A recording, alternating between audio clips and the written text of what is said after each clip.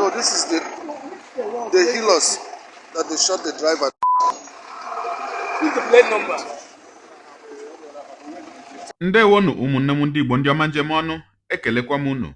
Ihe onyonyo a ị na-ahụ n'iru ebe a bụ ozi nke anyị nwetara, bụ ihe mere mkpụrụ ụbọchị ole na ole gara aga na agbata ebe ama dịka Ụmụeche na Mbutu Oke Ọhịa Aba Road nke dị na Ngọkpaala, bụ ebe ha kọwara na ndị ugwu bụ ndị Fulani bụ ndị a na-aya na mpaghara dị iche iche nke obodo Naijiria nọgidere nnọọ mapụta na ya bụ okporo ụzọ na mgbede wee kwawa mgbọ dịka ha na-achọ ndị ha ga-atọrọ. Ewe na-akọwa na ha merụrụ ọtụtụ ndị mmadụ ahụ ebe ahụ ma gbagbuokwanụ otu onye ọkpọ ụgbọala bụ onye bu ụgbọala Hilux a ị na-ahụ ebe a, onye nke anyị mechiri ozu ya emechi. Ọ bụrụ na ị chọrọ ịhụ ya bụ ozu, aga m etinye link WhatsApp chanel anyị na Telegram chanel anyị na ngalaba okwu ihe onyonyo a, ka ọ ga-abịa ịkpa aka obuba ga ebe ị ga-anọ wee hụ ya bụ ihe onyonyo ka o si wee dị. Ewe na-akọwa na ha bụ ndị ugwu gakwaranụ n'iru wee tọrọ ihe ruru mmadụ 18 bụ ndị niile nọ na otu ụgbọala bọs nke si Aba wee na-ala Owerri. Ogologo kwadị mmanụ ka mgbede, ya mere buru oche gị kpụrụ be nso ma nọrọ ala ka anyị anya na ya bụ ihe onyonyo ma hụ ka o si wee gaa n'obodo Ngọkpaala na ya bụ okporo ụzọ si Aba wee gawa Owerri. Ya mere asịla na Solex si kama lere onyonyo ya. And here is the driver of one of the healers.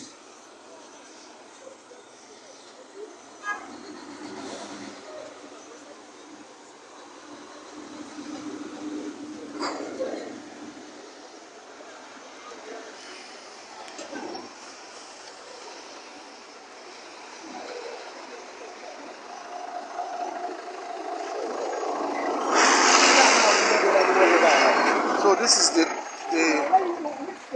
healers that they shot the driver. Who's the plate number? Child. My God.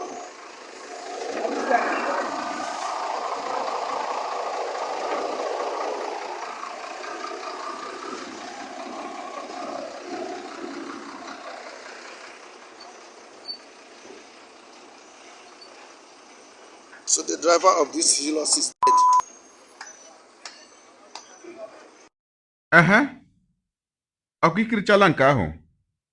Na-etufughị oge, ihe onyonyo ọzọ ngachọkwa ka anyị anya na ya bụ ihe onyonyo nke anyị si na steeti Enugu wee nweta n'obodo Ụzụwani, bụ ebe otu nwanne anyị nwoke onye obodo Ụzụwani na-ebe arịrị wee sị na ọ maghị ihe mere obi ji wee taa ndị gọọmenti steeti Enugu mmiri n'ihe gbasara okwu ndị Ụzụwani. O wee sị na onweghị ihe ọbụla dịka aka gọọmenti a na-ahụ na ya bụ obodo Ụzụwani, na onweghịkwanụ ihe ọbụla dịka projekti mawa steeti projekti ma ọkwanụ federal projekti nke a sị na a na-arụ n'Ụzụwani nke ga-eweta mmepe na ya bụ obodo. O wee na-akọwa na nke kasị ha njọ ugbu a bụ ezi ịrụ ihe ọbụla kama ihe gbasara nchekwa, ihe gbasara ọnọdụ nchekwa na be ha. Ya bụ nwanne ya wee gaa n'iru wee na-agosi na kamgbe afọ ole na ole gara aga ugbu a na ihe kazi njọ n'obodo ha bụ na ndị ọchịehi bụ ndị ugwu, ndị Fulani, ndị na-egbu mmadụ na ndị na-atọrọ mmadụ anaghị ekwezi ha ṅụọ mmiri tọgbọ iko na ya bụ obodo Ụzụwani.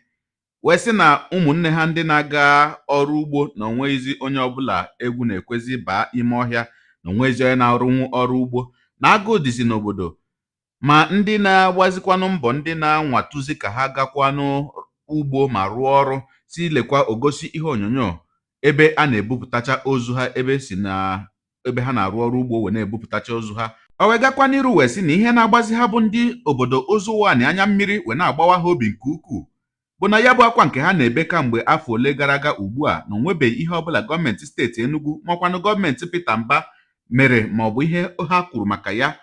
Mana otu gọọmenti ahụ nke ha na-ebegara ya bụ akwa arịrị nke ha na-ebe kamgbe afọ ole gara aga ugbu a na-enweghị ihe ọbụla a gwarala ha, ka nwere oge ma nwee ohere ịchị ọchị ma na-ese foto dịka ha na-eme otu mmemme egwuregwu nke ha mere na steeti Enugu izuụka gara aga, bụ mmemme ha kpọrọ Enugu City Marathon 2025, ebe ọtụtụ ndị obodo ha na-anwụ n'aka ndị iro. Na-etufughị oge ka anyị nyọ anya na ya bụ ihe onyonyo nke si n'obodo Ụzụwani na steeti Enugu wee pụta ma nụrụ ka nwanne anyị nwoke ahụ si wee bee ya bụ akwa arịrị. Ka m pụtakwanụ.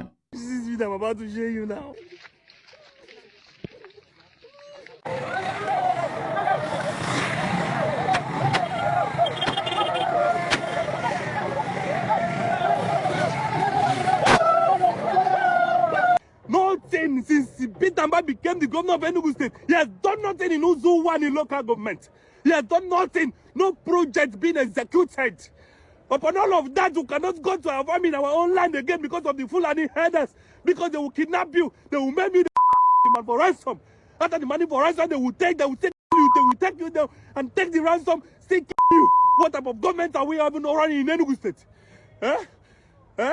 We cannot go to the farm again. Our farms being destroyed. Every in the farm being destroyed. Nobody's in the farm. Nobody comes to the farm again. And you want me to be happy. And we have senators, we have representatives. People represent us in Abuja. People represent us in the Enugu State House of Assembly. And they cannot talk anything for us. And our people being killed. And you guys want me to close my mouth.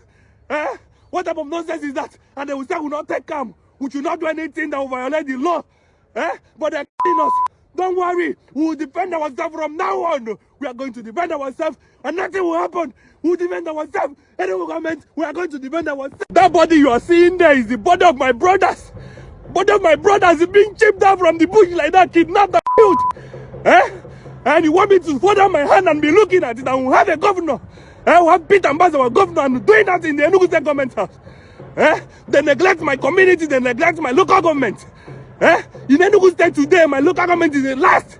No project being executed in Enugu State, in my local government, in Uzuwa local government. And you guys want me to hold my hands. If you guys are not talking, I will say it. You guys want to me, let you come and kill me. What type of nonsense is that?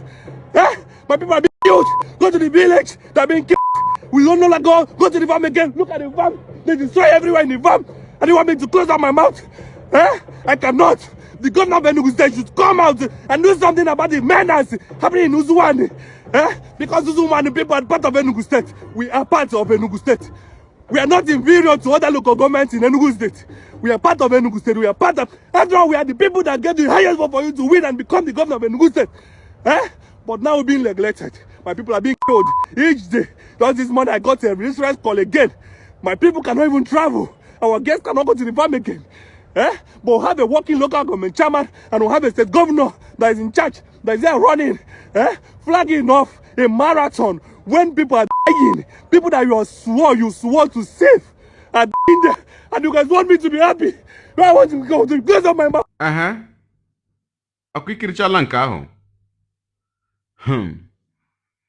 Awụ na obere ihe ana m asị ndị niile ha bụ ndị omekome ndị ugwu ndị Fulani napụrụ ndụ ha ebe ahụ ka Chineke nna nabata mkpụrụ obi ha na ndokwa maka Chineke nna kasikwanụ ezinụlọ ha obi wee na-asị ụmụnna anyị ndị ya bụ ihe metụtara ana m asị unu ndonu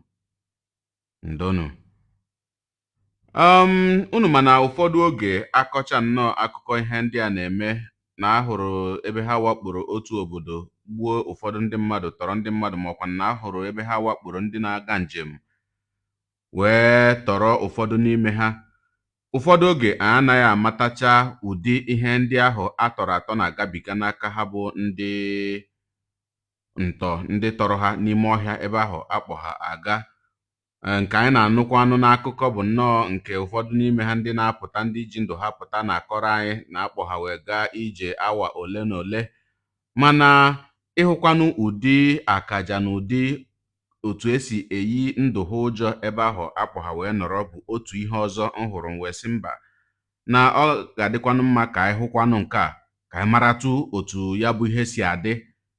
N'etufughị oge o nwere ihe onyonyo nke na-efegharị n'efere mba ụwa nke na-egosi ebe ha bụ ndị ntọ ji ekwentị otu onye n'ime ndị ha tọrọ atọ wee mee ihe onyonyo wee gosi ka ha si eme ha bụ ndị ha tọrọ atọ akaja wee zigara ezinụlọ ha bụ ndị ha tọrọ atọ ka ha nwee ike gbaa mbọ wee weta ego ọsịsọ. Ka anyị nyoo anya n'ihe onyonyo nke ahụ n'etufughị oge ka m pụtakwanụ.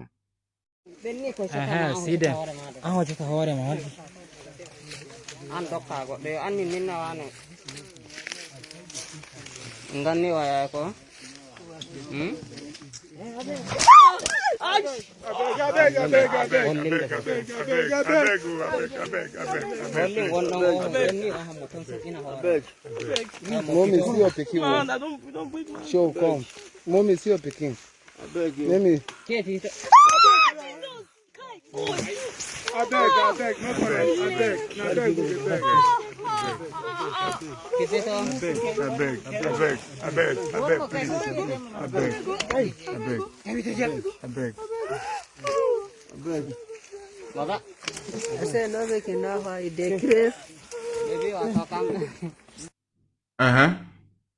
ọkwa ikirichala nke ahụ ya bụ ihe abụghị na obere ihe ụmụnne m, ma ihe nọkwa n'ebe ahụ bụ eburu ozu onye ọzọ ọ dịka ebukwu nkụ. A na-anụ ya ebe o mere onye nọ n'ote aka ọ dịka ọ bụ nnọọ akụkọ ifo, mana ihe a niile ị na-ahụcha ebe a bụ ụmụnne mmadụ. Ha sicha n'ezinụlọ mmadụ wee pụta. Ma o doola ma ewu ma ọkụkọ anya na o nweghị gọọmenti ọbụla n'obodo Naijiria na-egede ntị ihe a niile a na-akọ, ma gọọmenti etiti nakwanụ gọọmenti steeti anyị dị iche iche. O nweghịdị ka ha si eweta ntị etinye n'ihe a niile a na-akọ. Ma ndị ọrụ nchekwa dị iche iche enwekwara n'obodo Naijiria ewerela ahụ wee gwa ndị obodo okwu ugbo ole na ole, ma ndị isi ndị DSS bụ ndị na-asị onye ọbụla marakwa otu isi eche onwe gị, marakwa ihe iji azụ onwe gị. Mana ajụjụ nka na-ajụzi bụ kedu ihe keji Maazị Nnamdi Kanu bụ nwanne anyị nwoke n'ụlọ mkpọrọ ebe ahụ ọ nọ? Kedu ihe ji ya ebe ahụ?